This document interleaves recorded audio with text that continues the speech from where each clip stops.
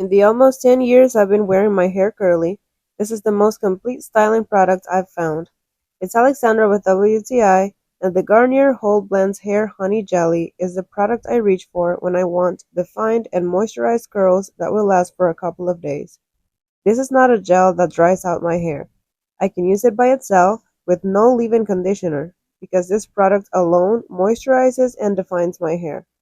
This gel has a sticky texture, slightly similar to that of honey, but it doesn't leave the hair feeling sticky or dirty. It's perfect. With this gel, I can use any curling technique, whether that's the brush, my hands, or curl by curl. Whenever I define my hair with this gel, I get a lot of compliments. I love that my hair doesn't feel stiff. It has enough hold for the definition to last. It's amazing that this gel has no phthalates, silicones, parabens, or petroleum. And although it's a jelly, it has no drying alcohols.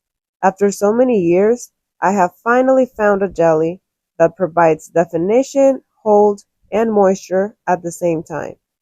And that's my point of view.